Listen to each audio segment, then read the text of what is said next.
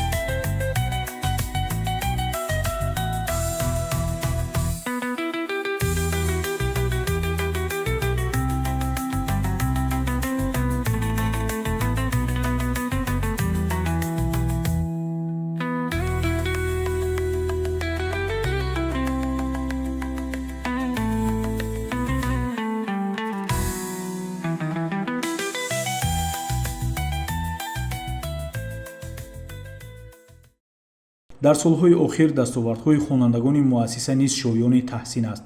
танҳо дар давоми солҳои 2023-24 4 нафар хонандаи фаъол дар озмунҳои ҷумҳуриявӣ иштирок намуданд. 1 нафар дар озмуни маъруфи фуруғи субҳи донои китоб аст. 2 нафар дар озмуни Тоҷикистон ватани азизи ман. 1 нафар дар озмуни Тоҷикон дар оинаи таърихи миллат. ин ширкат ва муваффақиятҳо нишон медиҳанд, ки мактаб на танҳо ҷойи таҳсил, балки макони рушди қобилиятҳо ва ҷаҳонбинӣ низ мебошад. ман Раҳматов Фаридун омӯзгори фанни география биология ҳастам.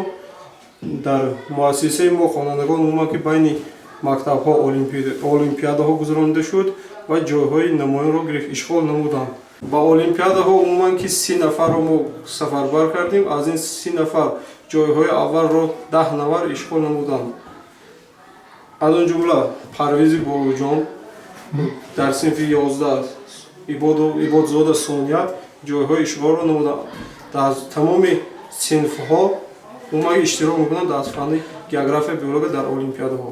خاننده صنف 11 مؤسسه تحصیلات میانی عمومی رقم 120 ابراهیمزاده پرویز باباجان میباشم. چطوری که آموزگار فن بیولوژی و گیوگرافی رحمت و فریدون به شما معرفی نمودند، ما در آزمون‌های بیولوژی گیوگرافیا بین مؤسسه ها و اینچنین المپیادها اشتراک نمودیم و صاحب جایهای نمایان را گرفتیم و اینچنین ما در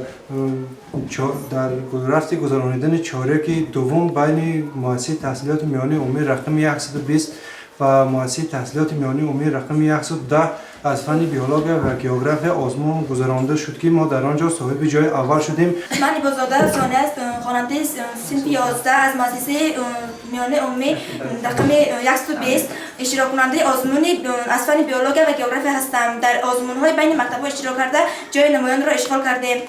дар ҳамин соли таҳсил 17 нафар хонанда муассисаро хатм карданд ки аз онҳо 5 нафар ба донишгоҳҳо дохил шуданд, 3 нафар ба хизмати ҳарбӣ ҷалб гардиданд.